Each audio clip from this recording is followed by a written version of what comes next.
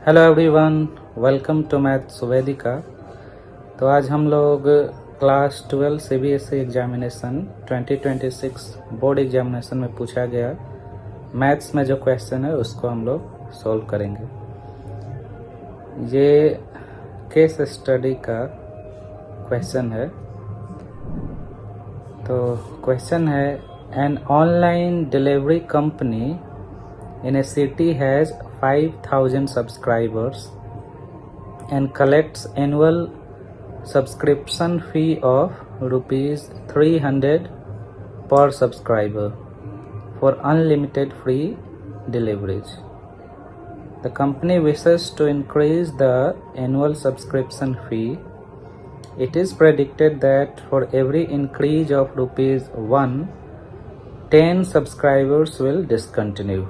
Assume that the company increased the annual fee by rupees X. तो ये कुछ conditions दिया हुआ है, कुछ डिस्क्रिप्शन दिया हुआ है ऑनलाइन डिलीवरी कंपनी के बारे में। Based on these informations we have to answer the questions that follow. तो यहाँ पे बता रहा है कि एक ऑनलाइन डिलीवरी कंपनी है जिसके पास 5,000 सब्सक्राइबर्स है and collects annual subscription fee of rupees 300 पर सब्सक्राइबर। तो एक सब्सक्राइबर से 300 रुपया एनुअल सब्सक्रिप्शन फी के रूप में आता है, जिसके बदले उसे अनलिमिटेड फ्री डिलीवरी प्रोवाइड किया जाता है। ठीक है, अब कंपनी चाह रही है कि एनुअल सब्सक्रिप्शन फी को बढ़ाया जाए, लेकिन ऐसा अनुमान कंपनी लगा रही है कि that for every increase of rupees 1, 10 subscriber will discontinue. अगर वो सब्सक्रिप्शन फी में, एनुअल सब्सक्रिप्शन फी में अगर 1 रुपया बढ़ाती है तो 10 सब्सक्राइबर्स उससे ये सर्विस लेना डिसकंटिन्यू कर देंगे, बंद कर देंगे। ठीक है, और फिर उसके बाद बोला जा रहा है कि मान लीजिए कि कंपनी अपना एनुअल सब्सक्रिप्शन फी है X रुपया से बढ़ा देती है। तो इतना इन्फॉर्मेशन हमारे पास है। अब क्या करना है कि इसी इन्फॉर्मेशन पे बेस्ड कुछ क्वेश्चन है उसको सॉल्व करना है। ठीक है, तो पहले हम लोग इस डेटा को टेबुलेट कर लेते हैं। जो भी इन्फॉर्मेशन प्रोवाइड किया गया है उससे हम लोग कुछ टेबल में आंकड़ा लिख लेते हैं। ठीक है, जैसे सॉल्यूशन के तौर पे मैंने लिखा है, हम लोग इससे ये जो पैरा दिया हुआ है इससे हम लोग नंबर ऑफ सब्सक्राइबर्स लिख सकते हैं। ठीक है, एनुअल सब्सक्रिप्शन फी जो कि दिया हुआ है 300, वो मैंने लिख लिया है। ठीक है, ये 300, और रेवेन्यू कितना आएगा वो भी हम लोग कैलकुलेट कर सकते हैं। कैसे कैलकुलेट कर सकते हैं कि नंबर ऑफ सब्सक्राइबर से, ठीक है, या नंबर ऑफ सब्सक्रिप्शन से एनुअल सब्सक्रिप्शन फी को गुना कर देंगे तो कितना पैसा आ रहा है सब्सक्रिप्शन से, वो पता चल जाएगा, जिसको हम लोगों ने RX से डिनोट किया है। ठीक है, तो अब यहाँ पे 5,000 सब्सक्रिप्शन है, 5,000 सब्सक्राइबर्स है।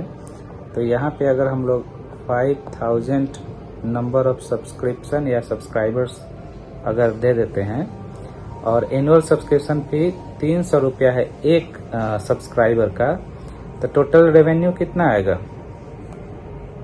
5,000 गुने 300, 15 पे 5 शून्य से मतलब 15 लाख आ गया। ठीक है,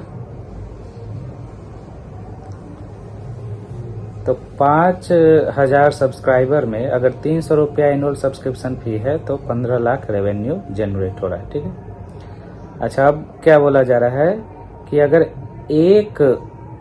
अगर इंक्रीज होता है 1 रुपया से एनुअल सब्सक्रिप्शन फी तो 10 सब्सक्राइबर्स घट जाएंगे। तो इस कंडीशन को हम लोग अगर यहाँ पे लिख लें, इसको हम लोग रेड से लिखते हैं कि अगर एनुअल सब्सक्रिप्शन फी 1 से बढ़ता है, ठीक है, 1 रुपया से अगर बढ़ता है तो फिर यहाँ पे नंबर ऑफ सब्सक्राइबर्स 10 घट जाता है। ठीक है, अब उसी में फिर बोल रहा है कि company increase the annual fee by ₹X, ठीक है।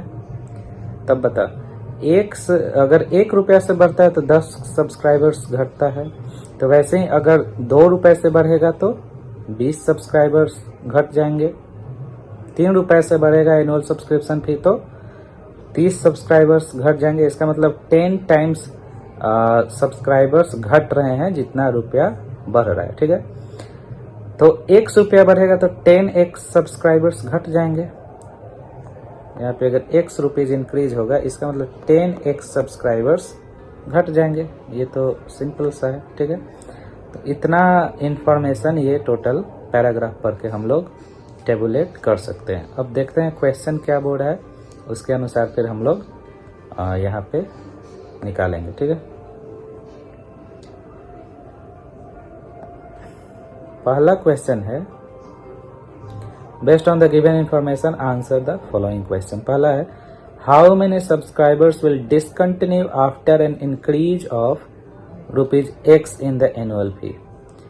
एनुअल फी में अगर X रुपया की बढ़ोतरी हो तो कितने सब्सक्राइबर्स घट जाएंगे, यानी डिसकंटिन्यू कर देंगे। तो ये तो पहले हम लोगों ने निकाल लिया कि अगर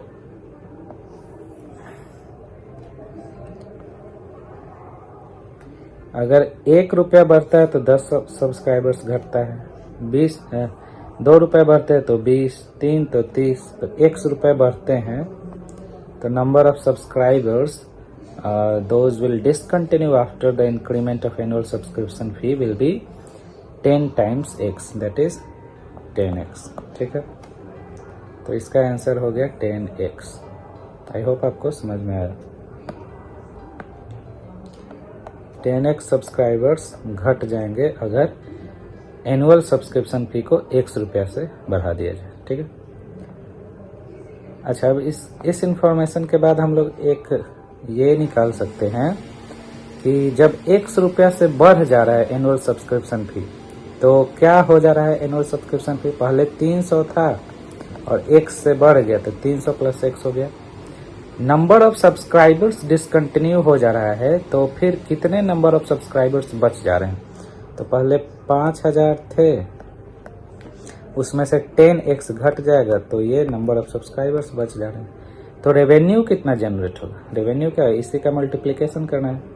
तो 5000 - 10x मल्टीप्लाइड बाय 300 + x हो गया, यही है। अब दूसरा क्वेश्चन देखते हैं। क्वेश्चन नंबर 2 है, if RX denotes the total revenue collected after the increase of ₹X in subscription fee, express RX as a function of X। तो RX को X के फंक्शन में व्यक्त करना है। तो ये तो हो गया, सिंपल है। RX बराबर क्या होगा, यही तो है।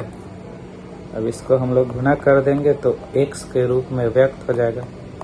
RX विल बी डिफाइंड और described as a function of X। इसको गुना करेंगे तो X के रूप में आ ही जाएगा ना। गुना कर देते हैं। 5000 multiplied by 300 + x minus 10x multiplied by 300 + x, ठीक है। अब 5000 को 300 से करेंगे तो 15 लाख हो जाएगा, plus 5000x minus 3000x minus 10x², ठीक है।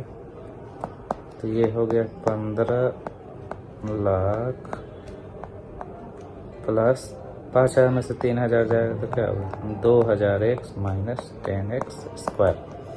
तो ये RX जो होगा रेवेन्यू फंक्शन ऑफ X में व्यक्त हो गया। तो यही आंसर होगा सेकंड का। थर्ड है, find the value of X for which RX is maximum. अब ये X के फंक्शन में RX है, इसका मैक्सिमम निकालना है।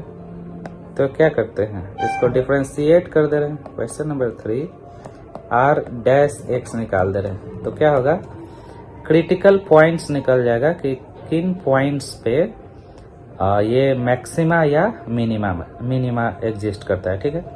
उसके बाद आर डबल डैश एक्स निकाल देंगे, 2 बार डिफ्रेंशिएट कर देंगे, ठीक है। उससे पता चलेगा कि जो क्रिटिकल पॉइंट्स है उस पर मैक्सिमा है कि मिनिमा है। तो हमें तो सिर्फ क्या निकालना है, find the value of x for which R x is maximum. X के किस मान के लिए आर एक्स जो रेवेन्यू है वो मैक्सिमम है। तो आर डैश एक्स हम लोग अगर करेंगे, इसको डिफ्रेंशिएट अगर करेंगे तो ये तो कांस्टेंट है तो ये 0 हो जाएगा, प्लस ये डिफ्रेंशिएट करेंगे तो क्या आएगा 2000, ठीक है, और माइनस इसको डिफ्रेंशिएट करेंगे तो 20x, ठीक है।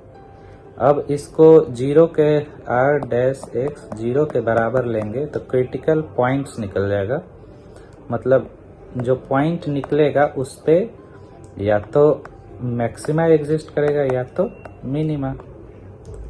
तो 2000 बराबर 20x, इसलिए x बराबर 2000 बटा 20, ठीक है।